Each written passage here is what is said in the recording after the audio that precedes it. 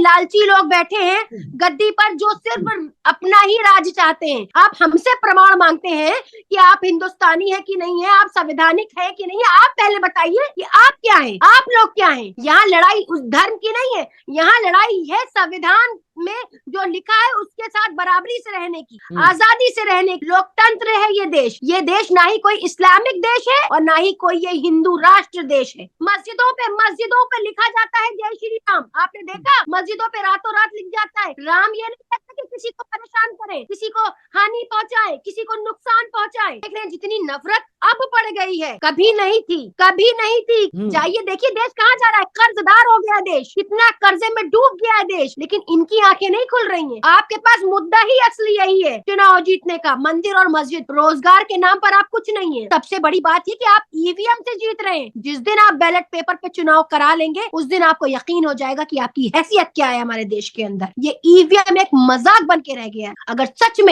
में अगर जो है अपनी हैसियत देखनी चाहते हैं तो बैलेट पेपर पे चुनाव करा लीजिए, पता चल जाएगा कि लोग आपसे कितनी मोहब्बत करते हैं।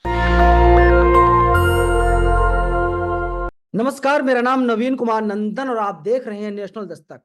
22 जनवरी को देश के प्रधानमंत्री नरेंद्र मोदी अयोध्या जाएंगे, प्राण प्रतिष्ठा करने का काम करेंगे। लेकिन अब मुसलमान समाज जो है वो लगातार नरेंद्र मोदी से सवाल पूछ रहा है। सवाल इसीलिए पूछ रहा है क्योंकि गुजरात में एक मुसलमान आदमी रोड पर नमाज पढ़ता है, उसको गिरफ्तार कर लिया जाता है। तो वहीं दूसरी तरफ जहाज हो, ट्रेन हो, बस हो और तमाम जो साधन हैं उसमें राम भजन बजाया जा रहा है।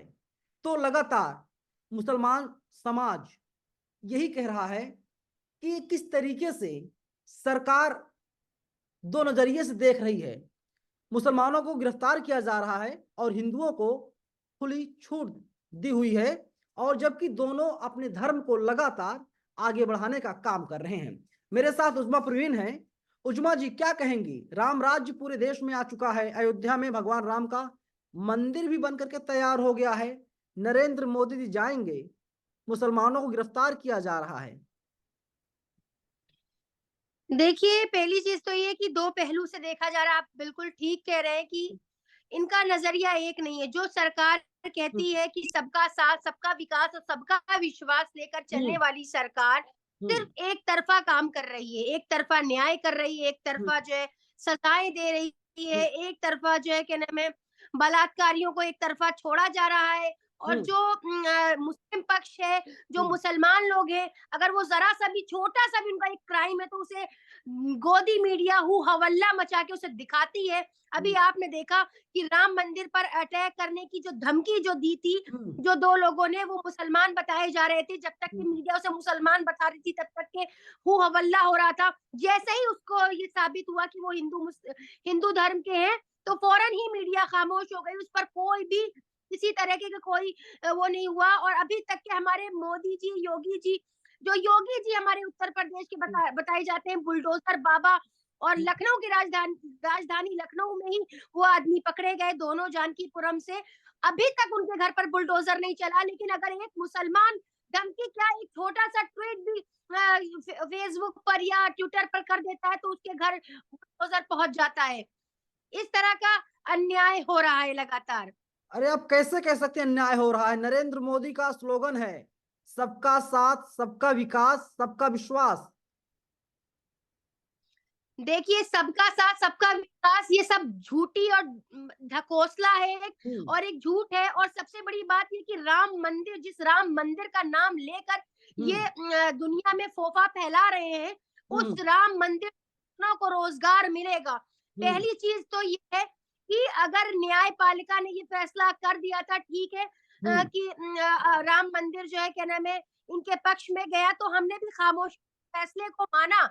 तो अगर हमने उस फैसले को खामोशी से माना है तो इतना हुआ अल्लाह मचाकर जानबूझकर एक विवाद पैदा करके क्या करना? अगर सबसे बड़ी बात, अगर आपको धर्म का ही वो करना था, सम्मान करना था, तो आप खामोशी से भी चीजें कर सकते हैं, आप शिलान्यास कर सकते हैं। इसमें इतना आफत मचाने की क्या जरूरत है? और रही बात राम का नाम लेते हैं तो राम के नाम को ये बदनाम कर रहे हैं। राम मोहब्बत और प्रेम और त्याग, एक बलिदान का नाम है। वो एक बलिदानी उन्होंने बलिदान दिया, त्याग दिया, अपने राज्य को छोड़ दिया। लेकिन ये ऐसे सत्ता के लालची लोग बैठे हैं गद्दी पर, जो सिर्फ अपना ही राज चाहते हैं, इनको किसी दूसरे का राज चाहिए ही नहीं। ये लोकतंत्र की हत्या करने वाले लोग हैं, ये संविधान को नहीं जानते हैं, ना ही संविधान को पहचानते हैं।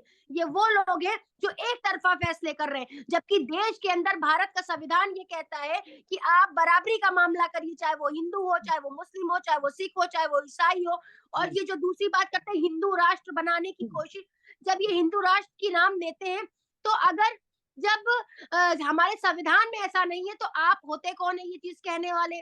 और मुसलमानों को तरह तरह की जानबूझकर बातें बताई जाती, जानबूझ के इस तरह के ट्वीट करे जाते हैं। आप अगर मेरे ट्विटर पे कमेंट आकर देखें तो लोग कहते हैं भाई पाकिस्तान चले जाओ, बांग्लादेश चले जाओ, अफगानिस्तान चले जाओ। अरे क्यों चले जाए? मैं आपको इंटरप्ट कर रहा हूँ, हाँ मैं आपको रोक रहा हूँ बीच में, लेकिन बड़ी बात यह है कि जो तमाम हिंदू धर्म को मानने वाले लोग हैं, वे लोग कह रहे हैं कि हमारे देश में जितने भी मुसलमान हैं सभी लोग सनातनी हैं और इन लोगों को अयोध्या जाना चाहिए, भगवान राम के दर्शन करने चाहिए। तो आप जाइए अयोध्या, दर्शन कीजिए, भगवान राम से आशीर्वाद लीजिए। अच्छा, मतलब अपने धर्म का सम्मान, दूसरे के धर्म का कोई वो नहीं। जब हमारे संविधान में लिखा है कि भाई अपने अपने धर्म को फॉलो कर सकते हैं, तो आप अपने धर्म को फॉलो करिए, कोई नहीं रोक रहा है आपको धर्म फॉलो करने से। बिल्कुल आप जो कर रहे हैं करिए, आपको कोई मना नहीं कर रहा। लेकिन किसी पर दबाव बनाकर बिना वजह आप उसको जबरदस्ती वो नहीं कर सकते। और आप कह रहे हैं कि जामा मस्जिद में बिल्कुल सबको खुशी है, अच्छी बात है। राम का नाम भी एक मोहब्बत से लिया जाता है। सारे देश में हमारे नबी को भी लोग मानते हैं, दूसरे धर्म के लोग भी उनकी इज्जत करते हैं, मानते हैं, उन्हें मोहब्बत करते हैं। लेकिन इसका मतलब ये नहीं कि वो मस्जिद में नमाज पढ़ने चले जाएंगे। अगर हिंदू धर्म से जबरदस्ती कहा जाए चलिए मस्जिद में नमाज पढ़िए, तो ये ज्यादती होगी। और इस्लाम धर्म कभी ज्यादती का हुक्म नहीं देता है। आप किसी को जबरदस्ती मस्जिद में नमाज नहीं पढ़ा सकते, आप किसी को कलमा नहीं पढ़ा सकते जबरदस्ती, आप किसी से इस्लाम नहीं कबूल करवा सकते जबरदस्ती। जबरदस्ती मजहब में नहीं है किसी के भी। और संविधान ने भी यही कहा है कि आप अपने धर्म को फॉलो करिए, हम अपने धर्म को फॉलो करें। कोई किसी को परेशान न करे, कोई किसी की आस्था को ठेस न पहुंचाए। जबकि आपने देखा कि वो नुपुर शर्मा ने हमारे नबी की शान में कितनी गुस्ताखियां की। बता दे किसी मुसलमान का नाम अभी तक भारत के अंदर कि किसी मुसलमान ने भगवान राम को बुरा कहा हो या किसी दूसरे मजहब के उसको बुरा कहा हो? कभी नहीं कहा। कभी एक मुसलमान ने किसी के धर्म को ठेस नहीं पहुंचाई, किसी आस्था को ठेस नहीं पहुंचाई। और लगातार हमारे धर्म को टारगेट करा जाता है, लगातार हमारे लोगों को आस्था को ठेस पहुंचाई जाती। जगह जगह आपने देखा मस्जिदों को तोड़ा गया और जगह जगह कुरान शरीफ की बेअदबी करी गई, बेहुरमती करी गई। क्या ये अन्याय नहीं है? क्या ये जुल्म नहीं है एक धर्म को टारगेट कर लेना? जबकि संविधान ने कहा है कि आप किसी की आस्था को ठेस नहीं पहुंचा सकते। तो आप क्या संविधान नहीं मानते? आप हमसे प्रमाण मांगते हैं कि आप हिंदुस्तानी है कि नहीं है, आप संवैधानिक है कि नहीं है। आप पहले बताइए कि आप क्या हैं, आप लोग क्या हैं।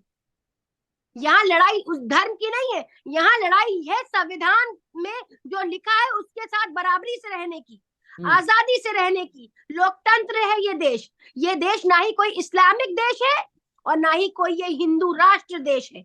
ये भारत देश है, ये मिला जुला देश है सबका। यहाँ गंगा जमनी तहजीब का नाम लिया जाता है और यहाँ पर जो तहजीब चल रही है वो रहेगी हमेशा। इसको जानबूझकर बिगाड़ा जा रहा है। और ये जो राम मंदिर को कह रहे हैं, राम मंदिर से अगर राम इनसे खुश होते, अगर सच में राम इनसे खुश होते, तो ये ऐसे लोग जानबूझ के राम का नाम लेके किसी का गला नहीं काटते, किसी को मार नहीं देते। जय श्री राम करके मस्जिदों पे लिखा जाता है जय श्री राम। आपने देखा मस्जिदों पे रातों रात लिख जाता है। राम ये नहीं कहता कि किसी को परेशान करे, किसी को हानि पहुंचाए, किसी को नुकसान पहुंचाए। आप राम के लक्ष्य पे चली कब रहे? आपको पता क्या है कि राम की तालीम क्या है? आप राम का नाम लेते, राम की तालीम भी पता है आपसे ज्यादा तो मुझे पता है कि राम किसे कहते हैं। किसे कहते हैं बताइए, बताइए उन लोगों को बताइए जिनको नहीं पता राम किसे कहते हैं। नहीं, मैं बता देना चाहती हूँ, आपसे ज्यादा तो मुझे पता है कि राम किसे कहते हैं। क्या राम इसे कहते हैं कि आप भेदभाव करिए, ऊंच नीच करिए?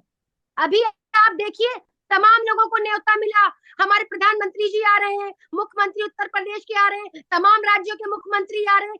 क्या देश की सर्वप्रथम महिला नागरिक जो कहलाती हैं द्रौपदी मुर्मू जी, उनको न्योता मिला? शिलान्यास में आने का? क्या जाति के आधार पर आप ये सब कर रहे हैं? जब आपको राजनीति ही करनी तो आप उनको क्यों नहीं बुला रहे? अगर वाकई में धर्म का सम्मान करते, धर्म से मोहब्बत करते, तो जो हमारे जो चार शंकराचार्य जी जिन्होंने बोला कि और औरत के बिना ये पूरा नहीं होता, ये महिला के बिना ये जो शिलान्यास है उसको पूरा नहीं किया जा सकता। यानी महिला का भी कोई बड़ा दर्जा है ना। हर धर्म में महिला को सम्मान मिलता है, चाहे वो मुस्लिम धर्म हो, चाहे वो हिंदू धर्म हो। लेकिन ये लोग ये चीज को नहीं मानते हैं।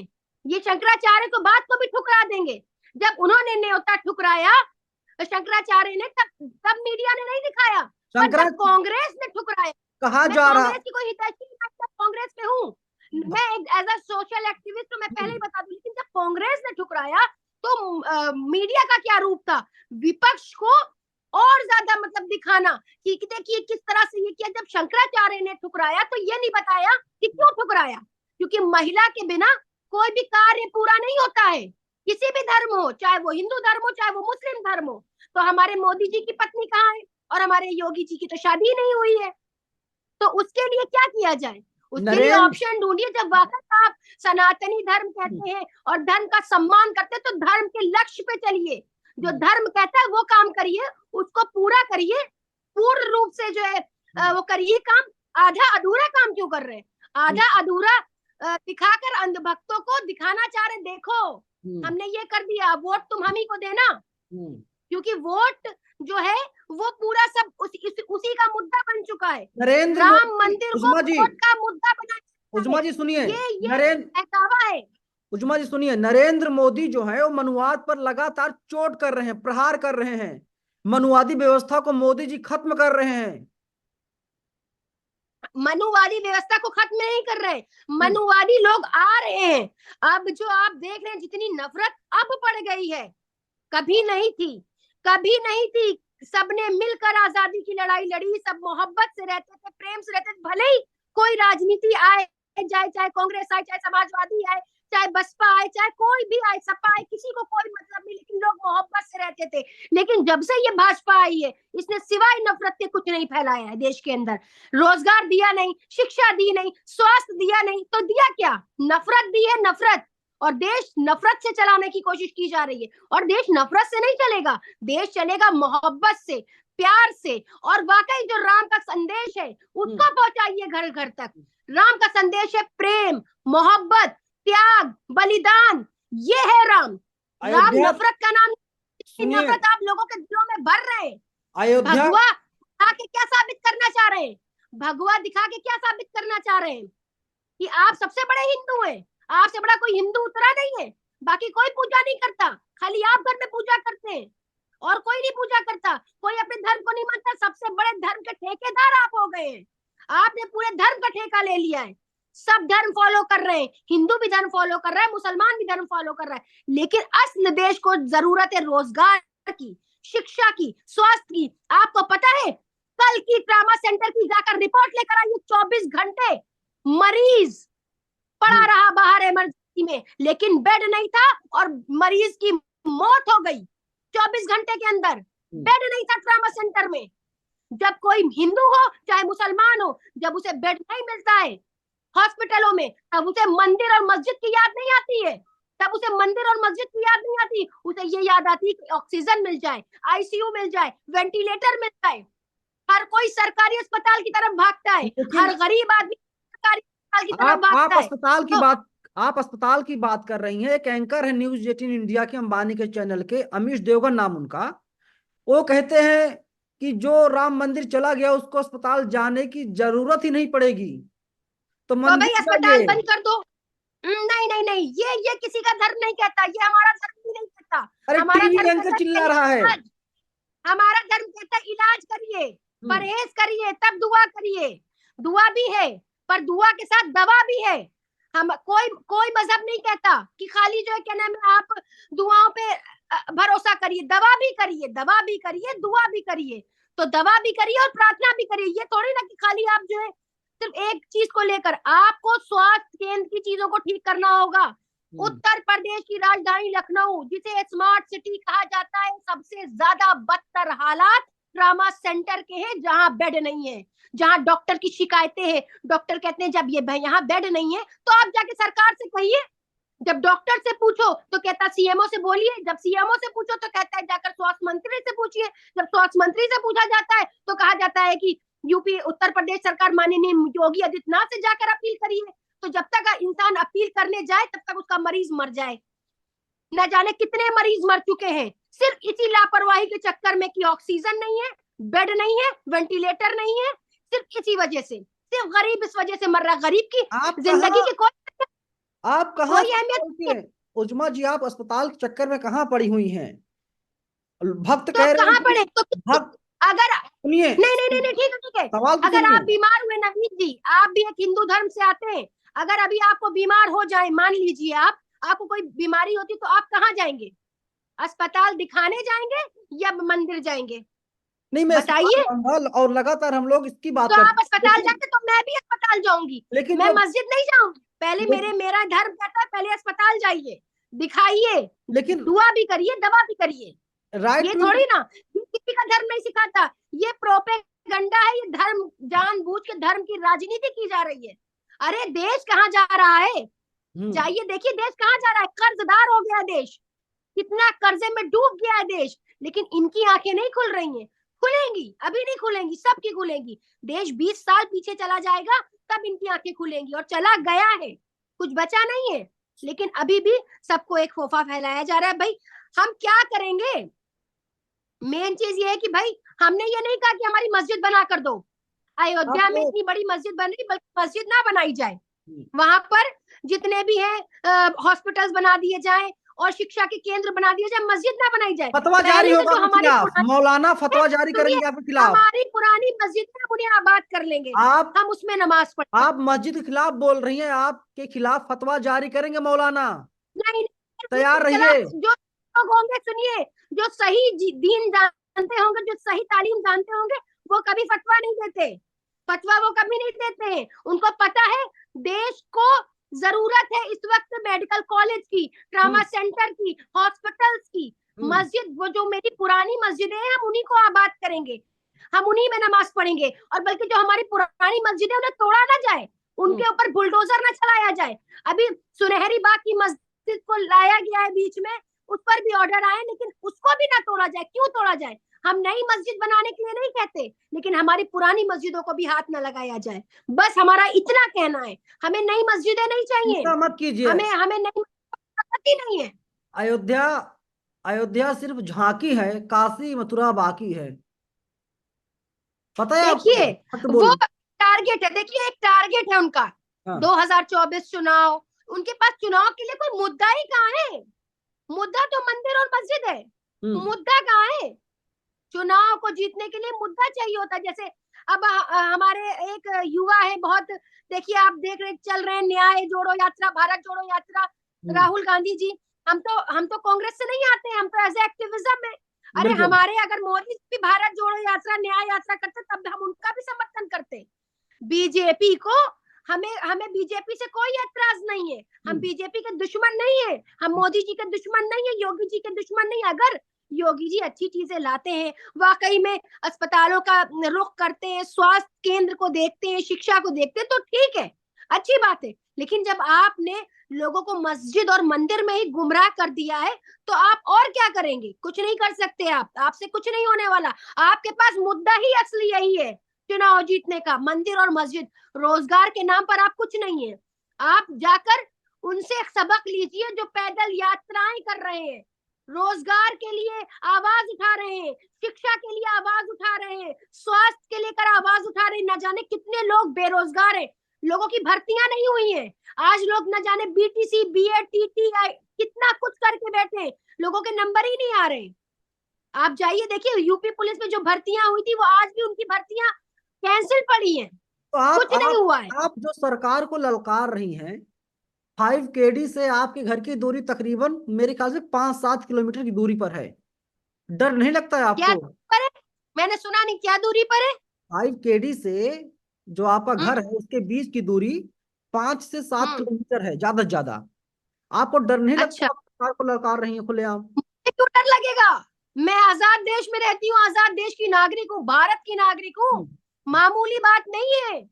और भारत एक ऐसा देश है जहां उसका संविधान उसे अधिकार देता है कि अगर आपके देश में कुछ गलत हो रहा हो तो आप आवाज उठाइए। और ये हमारा देश है, ये भारत देश है, ये मामूली देश नहीं है कि यहाँ पे कोई कुछ भी करके चला जाए और आवाज ना उठे। यहाँ चाहे वो प्रधानमंत्री हो, चाहे वो मुख्यमंत्री हो, चाहे वो एक नेता हो, चाहे वो कोई भी हो, हम हर एक को ललकार सकते हैं अपने संविधान के जरिए से, अपने कानून के जरिए से, अपनी अदालत से।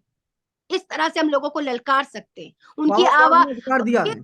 आवाज दबा दी जाएगी। आवाज दबा नहीं सकते आप, या तो संविधान हमें अधिकार ना देता, या तो हमारे फंडामेंटल राइट्स ना होते आवाज उठाने के, तब हम खामोश रहते।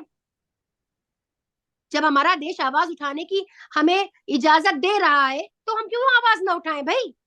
तब तो हम मूर्ख है ना, अगर हम आवाज नहीं उठाएंगे तो। राम मंदिर कब जा रही हैं आप? देखिए, राम मंदिर मुद्दा है उनके चुनाव का, और इस राजनीति में मैं नहीं पढ़ने वाली, मैं राजनीति में नहीं पढ़ने वाली। मैं अपने घर में इबादत करती हूँ अल्हम्दुलिल्लाह, 5 वक्त नमाज पढ़ती हूँ, अपने मुल्क की अमन और शांति के लिए दुआ करती हूँ, और किसी की आस्था को ठेस भी नहीं पहुंचाती, किसी के भगवान को बुरा भी नहीं कहती। आप आस्था को ठेस ना पहुंचाइए, लेकिन जब कोई मुसलमान रोड पे नमाज पढ़ता है उनको गिरफ्तार किया जाता है, लेकिन जब वही तो कांवड़िए ये तो सवाल नीति सुनिए। है, यही तो नीति है इनकी। नीतियां जो ये लाए हुए हैं कि मुसलमानों को टारगेट करो, जानबूझ के हमें टारगेट कर रहे हैं, ये दिखाना चाह रहे, देखो मुसलमानों का यहाँ कुछ है नहीं, मुसलमानों का कोई अधिकार नहीं है इस देश के अंदर, मुसलमानों का कोई अधिकार नहीं है इस देश के अंदर, ये बताना चाह रहे हैं। तो मैं ये कहना चाहती हूँ मोदी जी से कि आप ये दिखाना बंद कीजिए, ये दिखाना बंद कीजिए। आपको देश में सुरक्षा, स्वास्थ्य, विकास, इन चीजों पर काम करना चाहिए। और गड्ढा मुक्त रोडें, क्या बताया था हमारे मुख्यमंत्री जी ने आज से कुछ साल पहले कि गड्ढा मुक्त रोडें होंगी। गड्ढा मुक्त रोडें कहाँ है भाई? बताइए, गड्ढा मुक्त रोडें कहाँ है? आप बताइए, आप बताइए, आप तो पत्रकार है ना, कितने गड्ढे हैं देश के अंदर? देश के, अभी प्रदेश के, लखनऊ की राजधानी में आपको दिखा दूं, सब जगह हाईवे बन गया है, पिच बन गया है, सब बेहतर है, राम राज्य आज उत्तर प्रदेश में है। किसी की योजना को लाकर आपने उसके ऊपर अगर वो कर दिया तो उसमें बड़ा काम नहीं किया। अपनी योजनाएं कहाँ हैं आपकी? आपकी खुद की योजनाएं कहाँ हैं? समय बहुत कम है, जो है अपनी योजनाओं की बात करिए। हमारे पास 5 मिनट का समय बचा हुआ है। 24 में क्या होने जा रहा है? राम मंदिर तो बन गया है, और शंकराचार्य जो थे उन लोगों को बता दिया गया है कि ये लोग नकली शंकराचार्य हैं, असली वाले नहीं हैं। अच्छा, तो अब राजनीति ऐसे जाएगी, अब धर्म गुरुओं को भी ललकारा जाएगा। अरे ये किसी के नहीं है, ये किसी के नहीं है। जो अपने ना हो सके, जो अपनों के ना हो सके, वो दूसरों के क्या होंगे? ये धर्म गुरु को भी ललकार रहे हैं। इनके अंदर धर्म को लेकर भी सम्मान नहीं है क्या? सिर्फ राजनीति ही सारा मुद्दा नहीं है, इनके अंदर सम्मान भी नहीं है लोगों के लिए कि आपके वो धर्म गुरु हैं और आप उन्हें नकली धर्म गुरु कह रहे हैं। शर्म आनी चाहिए मोदी जी, योगी जी, शर्म आनी चाहिए। आपसे ज्यादा तो सम्मान आपके धर्म का हम लोग कर लेते हैं। कोई भी ब्राह्मण पंडित कोई भी आता है, कोई भी पंडित जी आते तो उनको हम लोग सम्मान कर लेते हैं उनका, फिर भी सोचते चलो बड़े हैं इनके धर्म के। हमारे मौलानाओं का बहुत से लोग सम्मान करते हैं, हिंदू भाई। ऐसा नहीं है कि सारे हिंदू भाई खराब है, बस जो अंधभक्त है, जिनके दिमाग पे अंधभक्ति नाच रही है, वो ऐसा कर रहे हैं। परिभाषा है अंधभक्त की, वो ऐसा नहीं कर रहे हैं, उजमा वो जी, आज भी मोहब्बत से रह रहे हैं, आज भी हमारे पड़ोसी मोहब्बत करते हैं, मोहब्बत से रह रहे हैं। लोग जानना चाहते हैं अंधभक्त किसे कहते हैं, क्या परिभाषा है?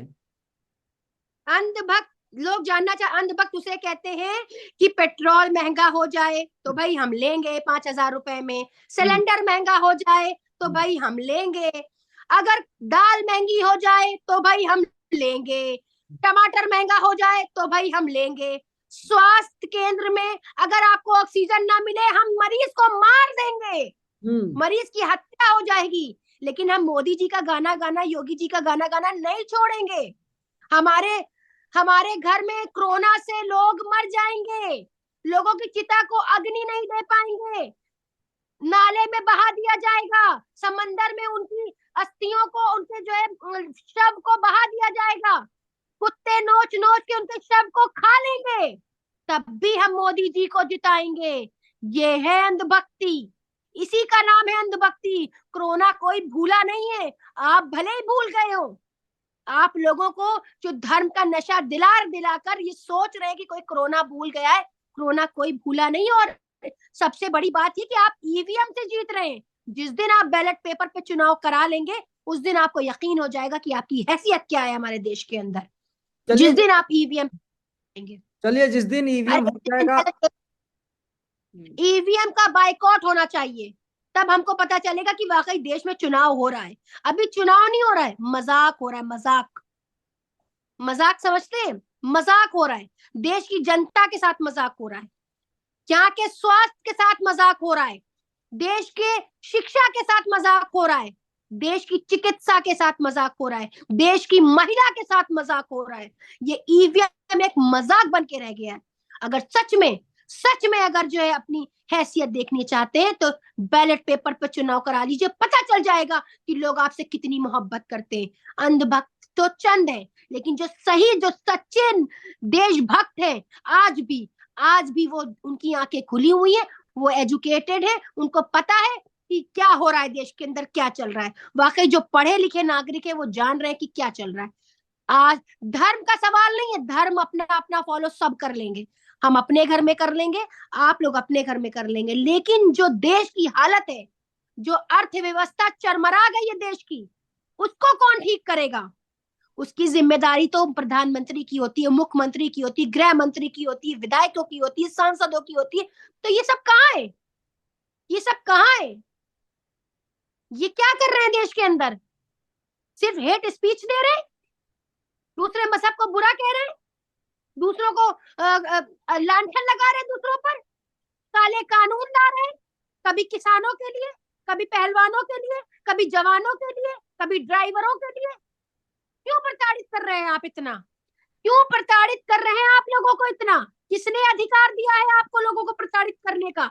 देश संविधान से चलेगा और किसी चीज से नहीं।